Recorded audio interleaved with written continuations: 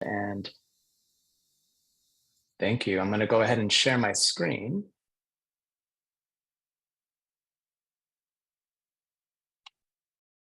All right. And if I can get a thumbs up, if you can see the screen, beautiful. Welcome, everyone. My name is Chris Simamora. My pronouns are he, him. I am a lecturer and a fellow at the Life Design Lab at Stanford. And it's really a pleasure to be with you today. You might be wondering, what in the world is the Life Design Lab? And so with a very brief introduction, we say that, or we used to say, that we teach those classes that help you figure out what you want to be when you grow up. And then we realize that there's an embedded assumption in that phrase, when you grow up, because it assumes that there's some final destination or state. And then after that, you're good. And if you just interrogate your own lived experience, you realize, oh, that's not really true. So we revised it to be a bit more accurate, which is that we teach those classes and we design those experiences that help people figure out what they want to grow into at any stage as their life unfolds. And so my hope for today is to share 5 ideas and practices that other students and participants have shared with us. They have found very helpful in their life design, in the hopes that it might be of benefit to you. And then hopefully we'll have a little time at the end for questions. I'm going to ask Kwaku to just monitor the chat, since sometimes I find it difficult to toggle between the two. And off we go. So I don't know about you, but my life often feels like this. It's a bit of a rushing river. It's a river I've opted onto often, but I'm going downstream and it sometimes feels out of my control. I'm always going from one thing to the next. And if you've been at this conference now, the second day, you probably have a lot of ideas percolating. You've been going from one thing to the next.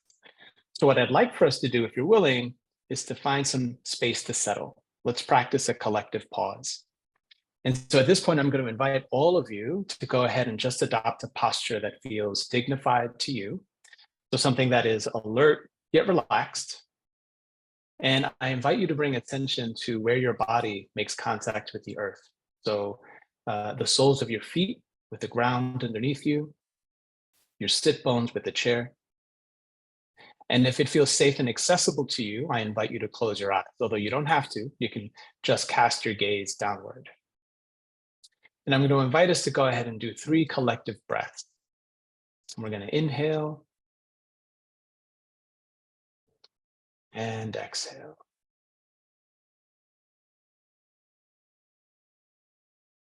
Inhale and exhale.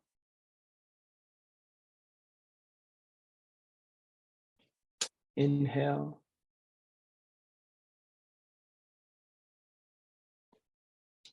and exhale.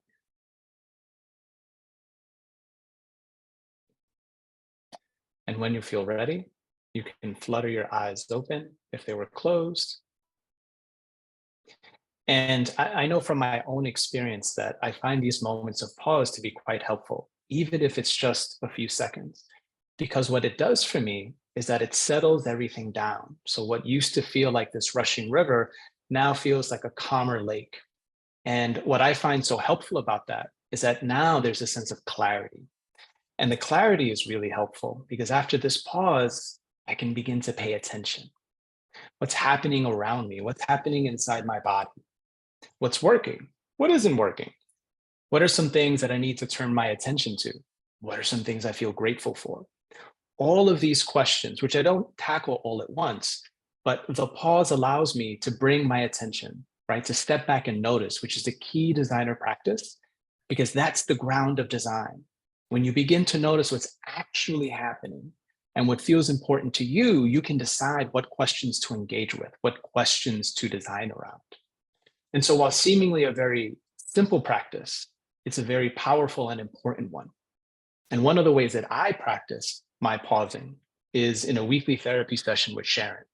So I've been seeing Sharon since 2001. And some people might say to themselves, well, you need to get a new therapist because she's clearly not working. And that's a perspective, right? But that's a perspective that frames therapy through the lens of like, oh, I go to therapy to get fixed. But actually, I look at it from a very different angle. So for me, therapy is a regular, ongoing, structured, reflective practice which is tended to by someone who is trained to care for the well-being of my mind. And so for me, the weekly therapy is one form of pause that I have in my life. And a lot of the design questions in my life emerge from this space. So the first idea and the first practice is how might you design pause into your life so that you can pay attention. And this can feel hard. I want to acknowledge that. We're so busy in this culture in particular. We're very over-indexed on achievement and accomplishment. But if you can find even small pauses in your life, or if at least you can pause when your body is asking you, please pause, you might be surprised what you find. Now, when you pause and things that matter to you begin to clarify, we can begin exploring practice number 2, which is building a compass. So there's a meta-narrative out there that you should know where you're going by now. And if you don't, you're late or something is wrong. But if you do, essentially you just plug the coordinates into the GPS and then you follow the path that's given to you. If you hit a setback, you just go an alternate route. But that's really the purpose of life. You should know where you're going and then you should get there. Now, maybe for some of you, this feels true. I don't want to deny that for some of you, you feel like a very strong sense of destination. And here's the thing.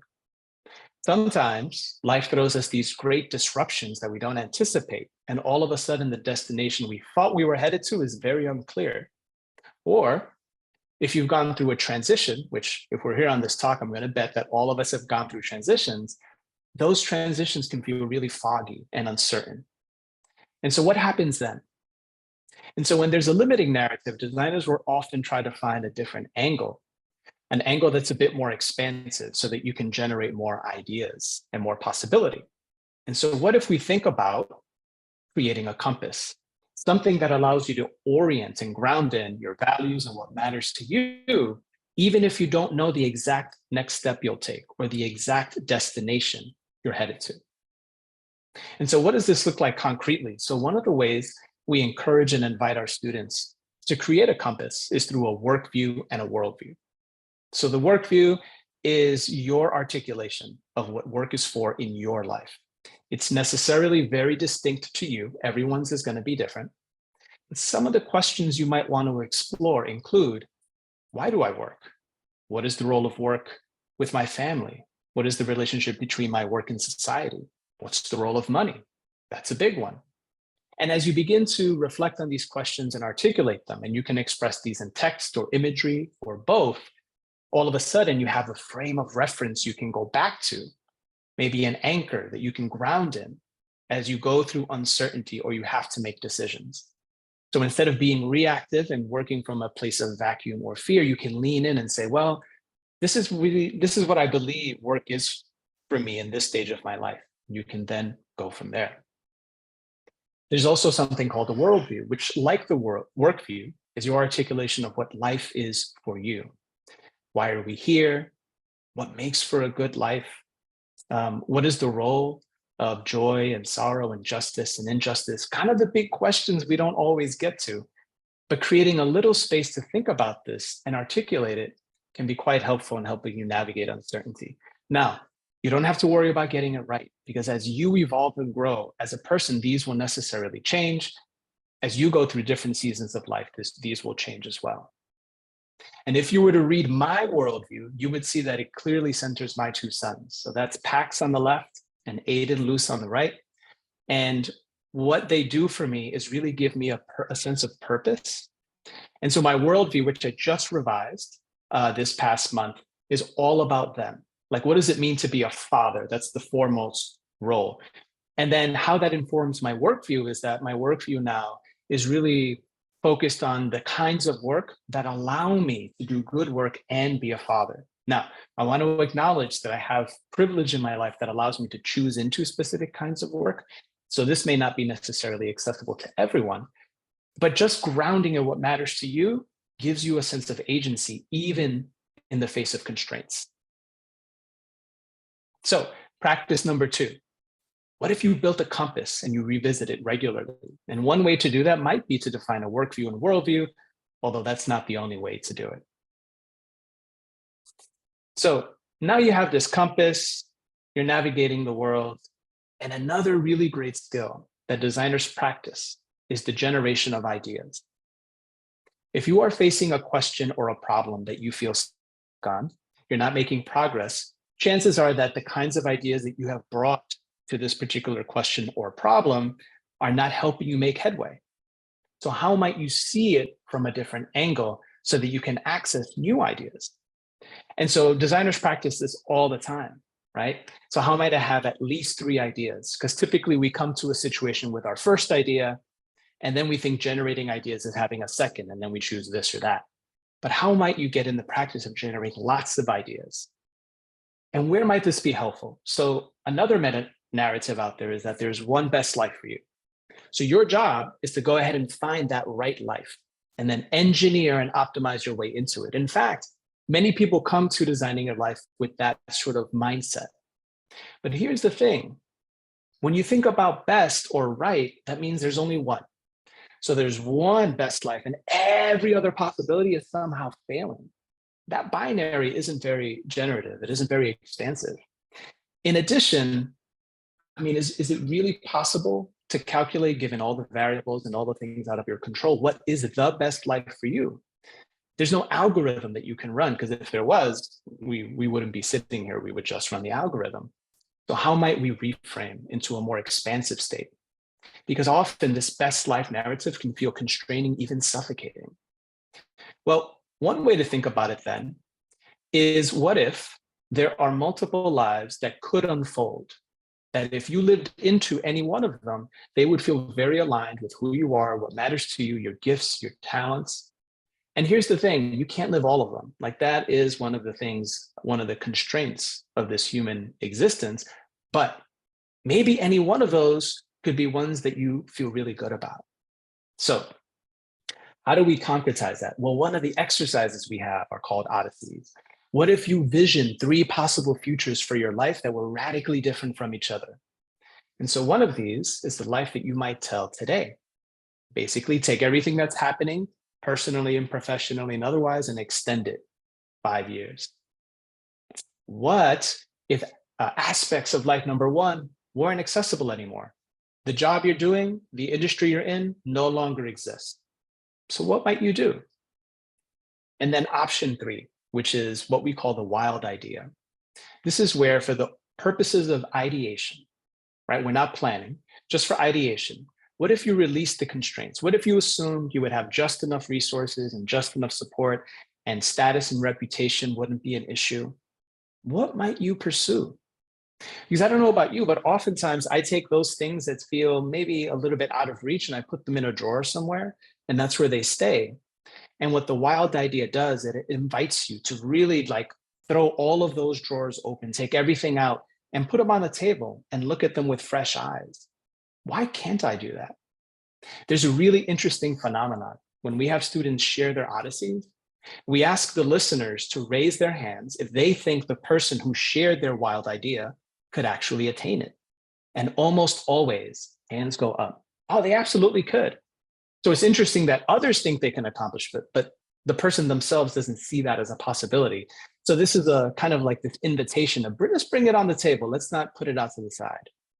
Now, these 3 lives being so different might teach you something about yourself, about where you're at, where you might want to go, might surprise you. It might also teach you about things that you thought you might want, but then in contrast to the others, you're like, I actually don't want that. All of that is wonderful data, because these are not plans. These are just ideas to help you navigate your way forward. And so there's a template for this kind of exercise and all sorts of ways that you can complete this. And really, this can take all sorts of forms. We've even had someone bake a cake that represented their 3 particular Odysseys. And so with this in mind, practice 3 is get into the practice of generating lots of different ideas when faced with questions. And one way to do that tomorrow is to just create your Odysseys, 3 radically different futures for yourself, and then ask, what am I noticing? What am I learning about what I might want in this next stage of life? Idea number 4 is prototyping. So what a prototype is, when we think about design in the world of products and services, is a small scale representation before you get to a finished product. So you don't go from idea to finished product, you go from idea to prototype, you get user feedback, you do another prototype, You probably do that hundreds of times until you get to the finished product or service. And the reason you do that is because you have limited time, you have limited resources. And so you want to make sure that if there are any assumptions you're holding, you expose them and see if they're right or wrong. Sometimes you learn you're going down the wrong direction. So you want to go in a different direction entirely. And you want to do that before you spend too much time and resources. And you can do that in your own life. So the meta narrative, I think, often is, hey, the big pivot or jump into the deep end of the pool.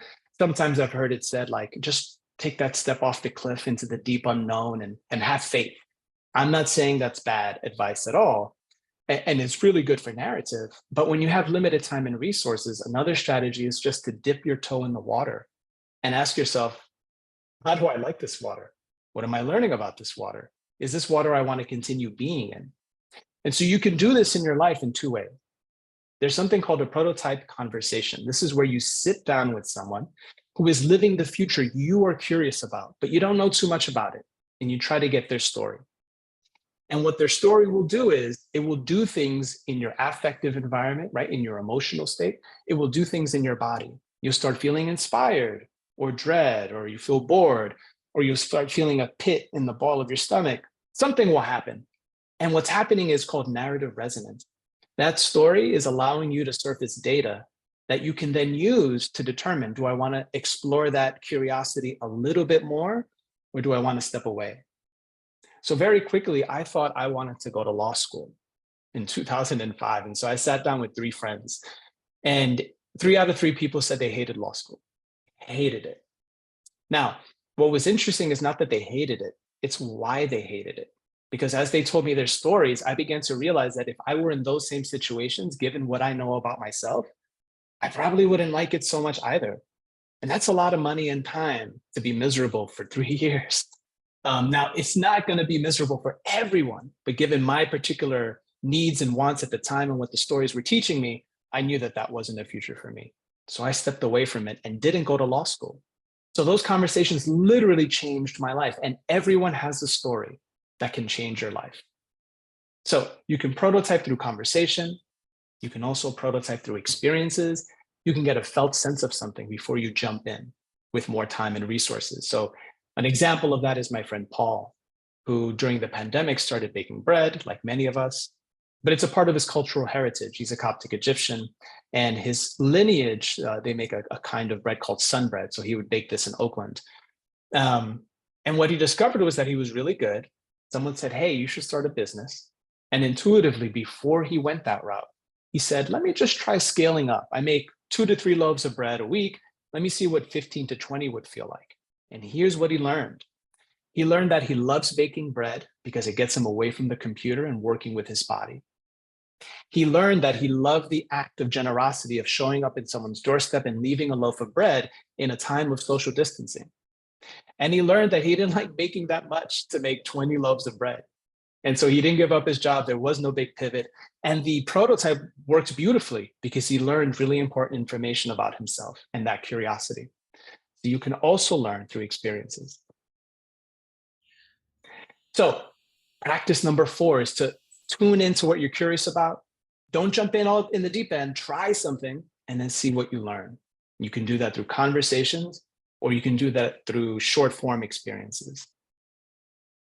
The final idea I'll leave you with, which is not like an official part of the life design curriculum or the book, is this idea of nourishing. I have seen people come to designing your life with the idea that what they're going to do is to optimize all pain and all suffering out of their life.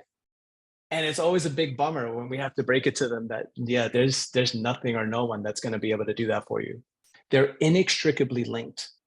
So when you are living life and things feel like they're hard and you have pain and suffering, that isn't a sign that you're living life wrong.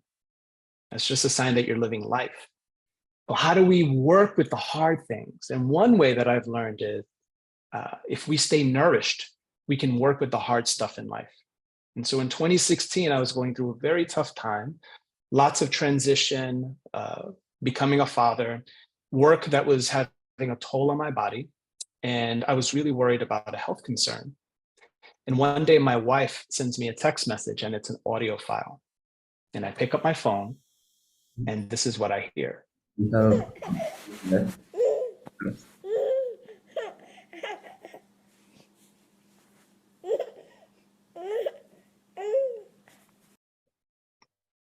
Sound of my son Pax laughing. And he was about 8 months old at the time. And it became my practice whenever I panicked, whenever I felt like I was overwhelmed, to reground in the voice of his laughter. And that simple act, that simple recentering of what mattered in my life was deeply nourishing and allowed me to get through that time.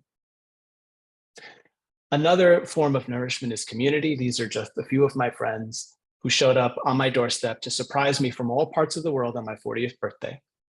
And they're wonderful because they give me the space to be my cranky, introverted self. So I'm hard to stay in touch with. But they still show up to give me love. And that weekend was so nourishing to me because it just reminded me of the simple act of being in community, sharing food, playing games. Like that's it. Like I sometimes make life to be this big thing and big accomplishment. No, right there around me, there was a lot of nourishment. And so the final idea is to think about how might you nourish yourself along the way with love. And I think Kwaku is giving me the signal that we're at time. Look at that timing. Thank you so much, Kwaku. I'll stop sharing my screen. Thank you so much for these valuable insights, Christian. We have a few questions from our audience. The first question is, how can we separate what we think we should want from what we actually want in life?